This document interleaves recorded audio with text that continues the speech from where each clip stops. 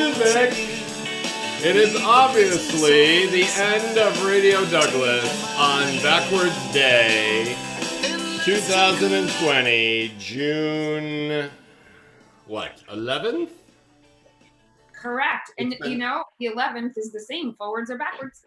Like a yes. palindrome. Excellent. And with that, we wish you a thinkable, thermographic, thoroughbred Thursday. Thank you for coming, Mrs. Maciel. It's my pleasure. Thanks for having me. Something totally thought-provoking for us. You are part of a puzzle in someone's life. You may never know where you fit, but someone's life may never be complete without you in it. It's a lot of pressure. Wow. That's very true. That's what you have to live with. Hey, did you know what happens when you put a radio in the refrigerator? You'll hear some very cool music. Get it? Yep. Thanks for coming. I'm here every day, every morning. Hey, I feel like it's now time for some trivia. It is. On Backwards Day. I'd like to know for tomorrow, what year did they build Fenway Park? Because it's that time of year. Is this the building of Fenway Park? It is. I love it. I'm going to guess now and ruin it. Fenway Park. Go for it. I'm going to guess that it was in the 1910s. Well, they had cars. Warm. They had cars. Baseball would have had to have been popular, right? And they had streets. You're warm. Yeah. I'm going to They guess had photographs. So it was 1911. It was after 1860. You're on fire, but you're not, quite there. Well, I don't want to guess right, so I will stop guessing now. Let's leave it there. And We are using our deductive reasoning powers right there. playing hot and cold. All right. And it was before 1976. They would have had like bicentennial plans and things like that. For sure. Yeah. Right. And keep telling us more trivia. Yesterday's trivia question was around the Impossible Burger, which is a modern day invention that takes the meat out of the burger, shoots it with soy plant. That is the main substitution in an Impossible Burger. There are 5 ingredients. Well, there are many more than 5, but the top 5 are there for your perusal: water, soy protein, coconut oil, sunflower oil, and natural flavors. Thank you very much. Can you get a little closer to your computer or turn your microphone up a little bit? Because I'm having a little problem hearing you. How's that, better? Yes, and I muted Mrs. Maciel by mistake. Bye, Mrs. Maciel. You say it's by mistake. You just didn't want me to talk about the Impossible Burger because you know I'm a vegetarian. I'm sure you've eaten the Impossible Burger. I have. How do you feel about it? About the soy protein concentrate and coconut oil and sunflower oil? I think that it's probably of the veggie burgers the least healthy. Oh. It has the most fat. Does it really? It also tastes the best. Go figure. There's nothing like fat. That's true. As I read about it, that was the general review. Was like people thought there were just too many things in it, but they liked it. It's delightful. I think there's beet juice in it. I think that's what makes it look like it's got a nice redness, bloody quality to it.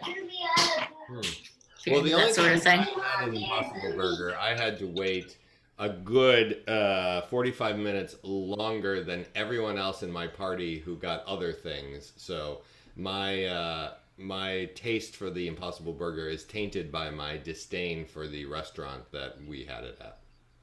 Fair enough. I mean, that would be a negative impression of a positive burger. Yeah. People have such complicated emotions. I do, and me especially. And this day in history, I am very emotional because yesterday, Elizabeth Schmidt and her bear, Franklin What was its name? Bear Franklin. Benjamin Franklin. Um, uh, it talked about inventing the Franklin stove. And on this day, June 11th, 1742, Benjamin Franklin invented his Franklin stove. But he did not call it the Franklin stove.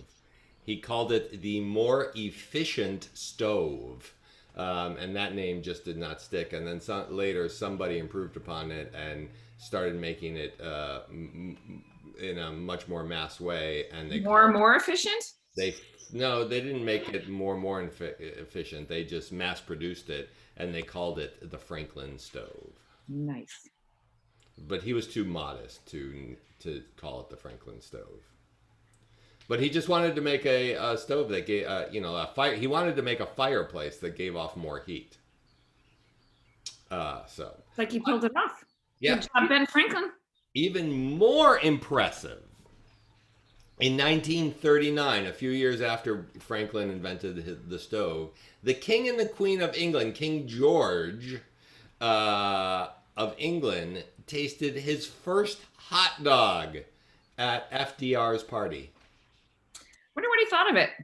He thought that they were fantastic, and he relished them. Oh, God. I wonder if he make an impossible dog.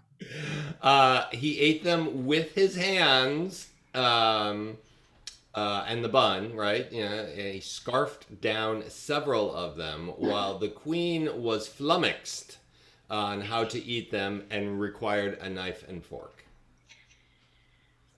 That's just the most American thing that ever happened, I feel like.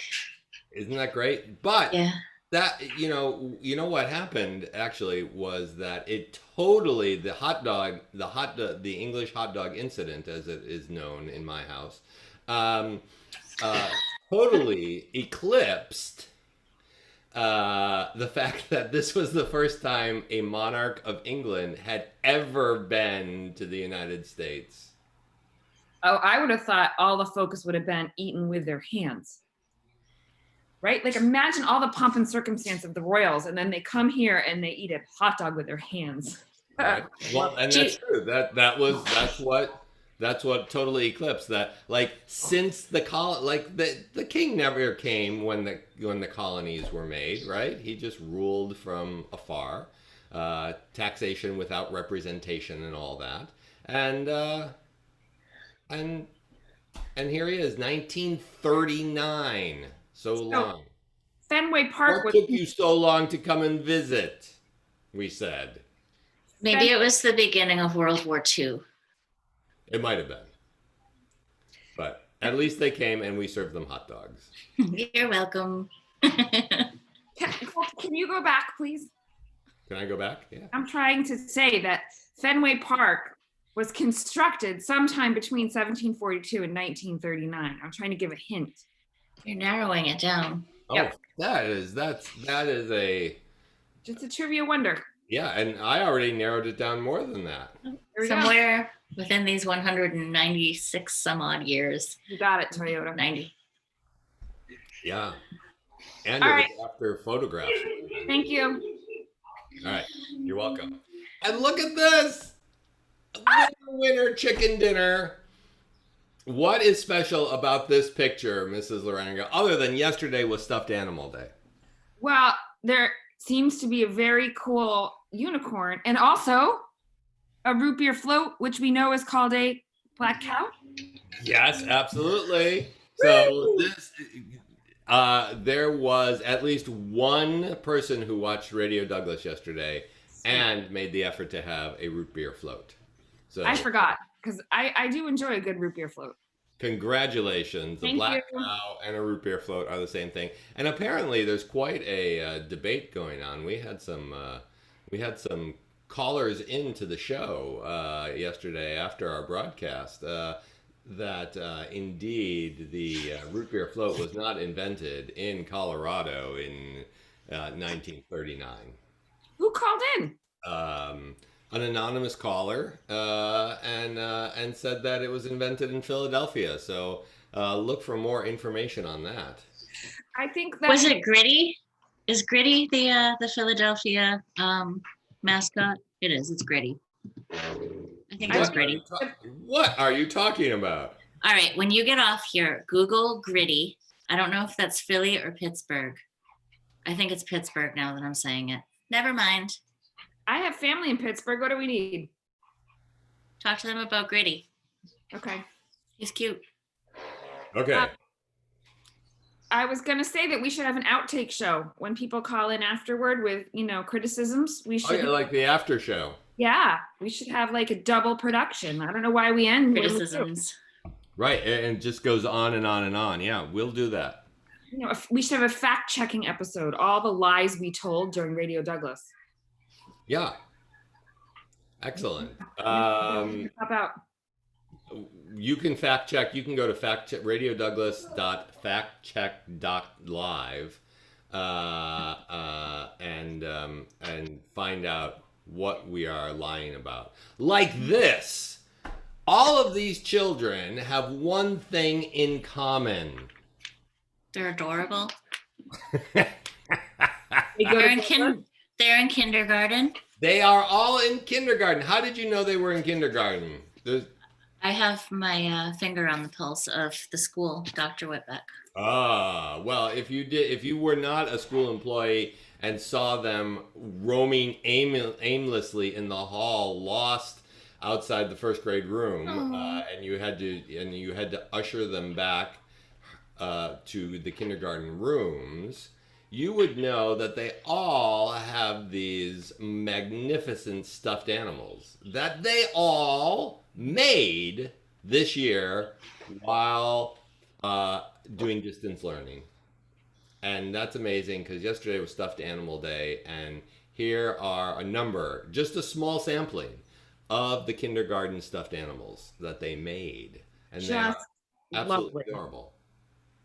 Just lovely. You can see like the pride in their faces and the happiness as they stand there holding them. So cute. You know who we have to thank for that?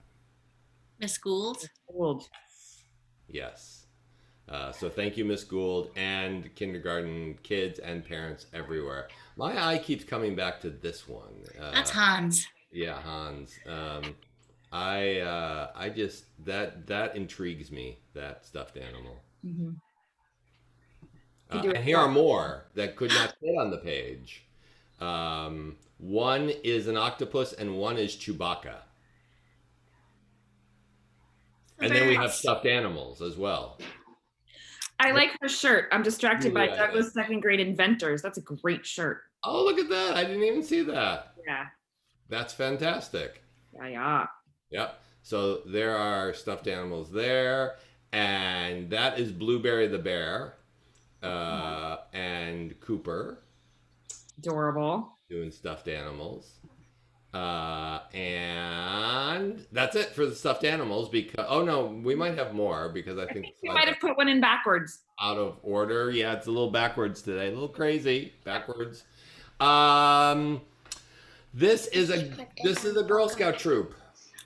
Oh, sweet. And they were learning to make trail mix together. Nice. That looks like a lot of fun. Isn't that great? Yeah.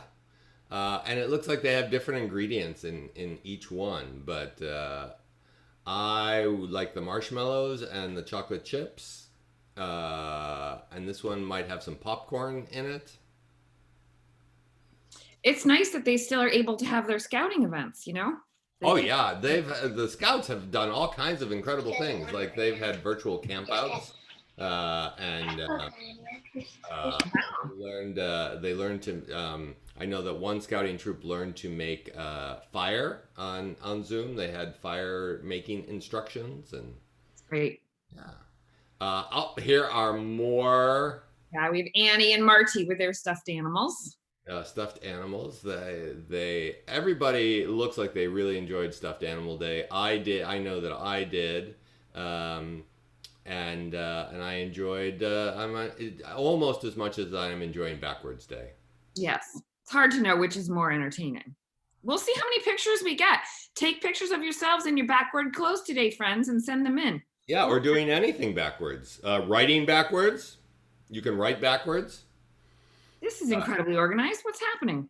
this is Oscar, who had a cabinet disaster when he was trying to get something out of the cabinet. I believe everything fell out, and he took it upon himself to reorganize the entire cabinet.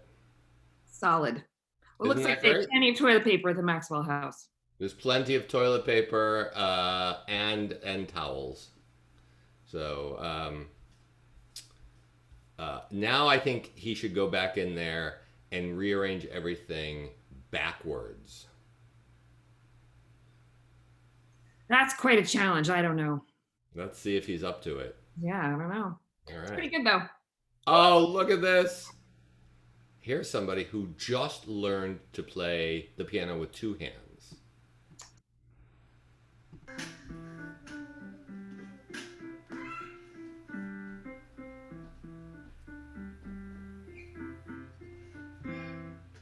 Yes, that's awesome. Isn't that great?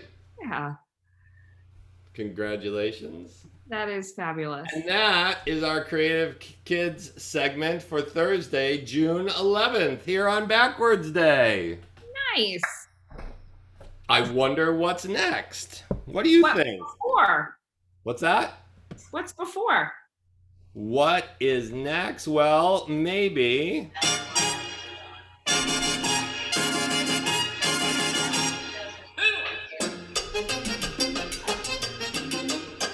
It is the end of Musings with Maciel. What? But don't worry, you didn't miss it, because we're going to go backwards through the magic of YouTube to this beautiful segment about lapel pins. All right, this is Maciel. Okay, so this week I have a puzzle that was given to me by Ben Hart. Well, he challenged me with it, and I asked him if I answered it correctly, but then I never checked my email again, so I'm not even positive that I know the answer. However, are you ready? Hungry and angry both end in GRY. There are 3 words in the English language. What's the third word? That end in GRY?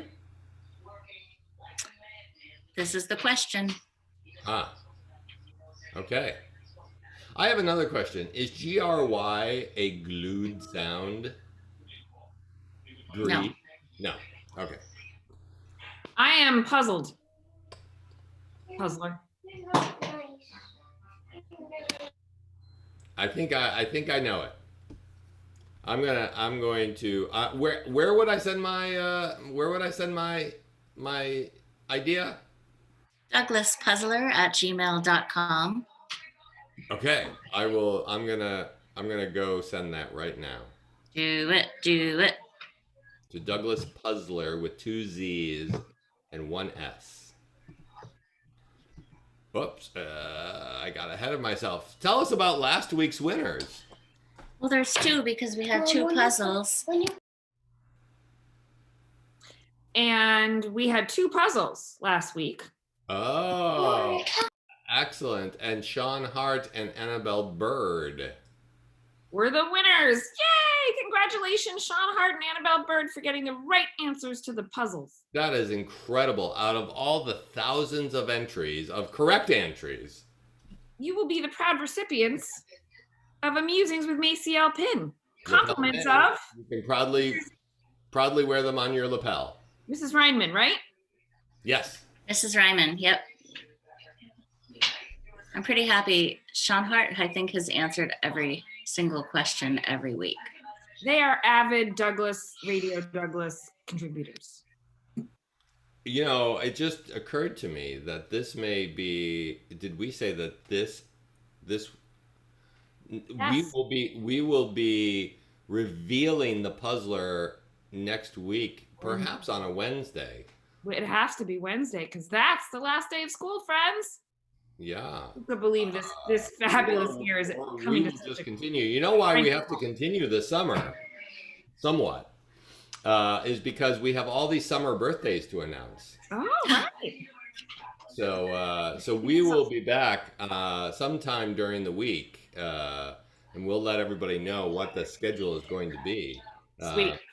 But Radio Douglas is not over next Wednesday. Awesome. It will continue. Only because of you summer birthday people who are so special to us. Yes. What were the questions that Sean and Annabelle answered?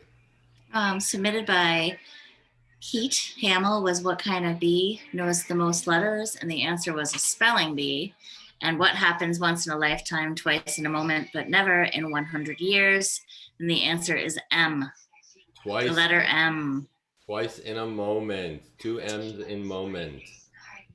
Oh my gosh. These puzzles are just puzzling.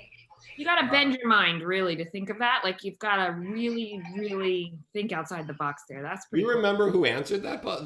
Which one?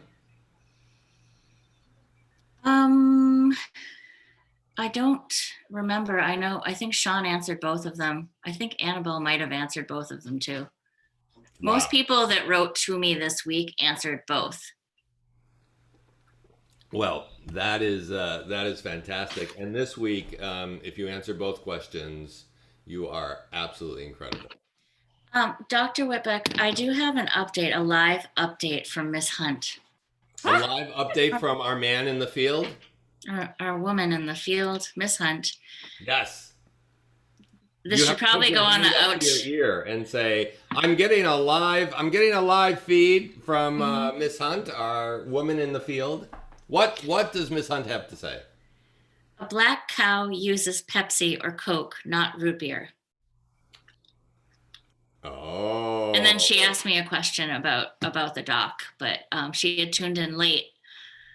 But she should watch herself, or she's going to end up as the official fact checker for the Radio Douglas channel show.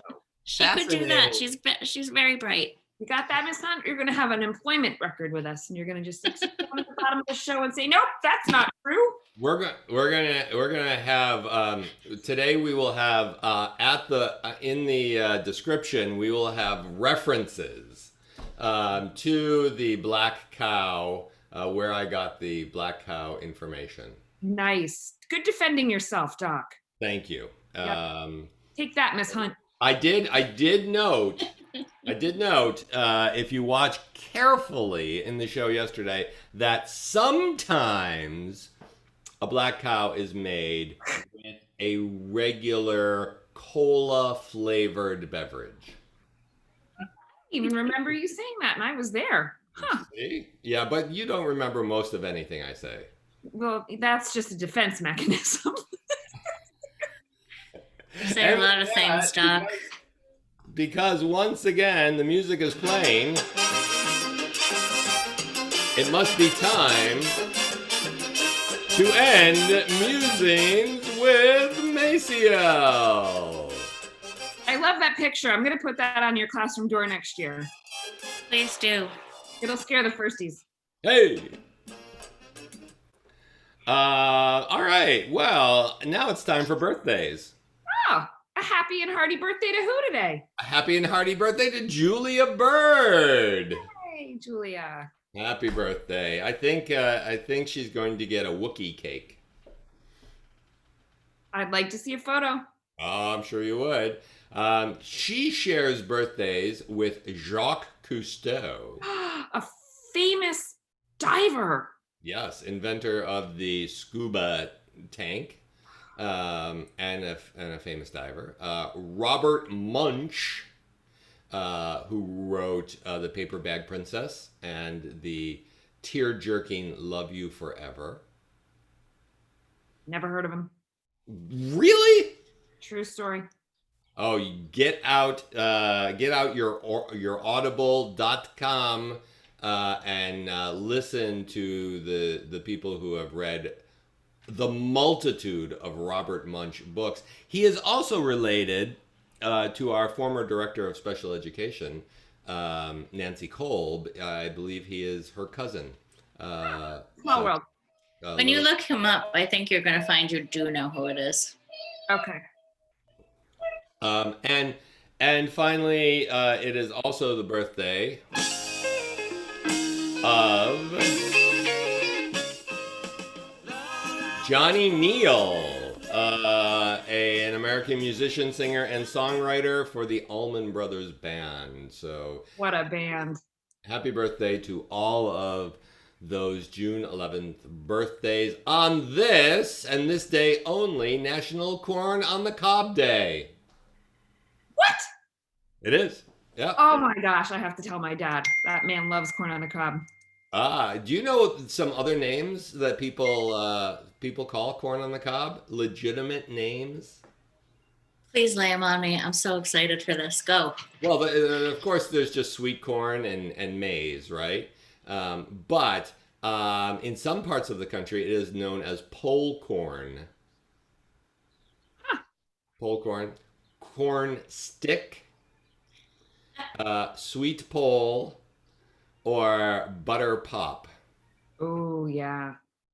So It is like a buttery pop when you eat it. I love corn on the cob. I could eat it every day all summer long. I'm very, very, very particular about corn on the cob. Mm-hmm. It has to be freshly picked because I grew up on a farm, so we had corn like right outside our door. Oh, so jealous. I would walk out and pick 4 ears, and we would then plop them into boiling water You know when they're done. for 5 minutes.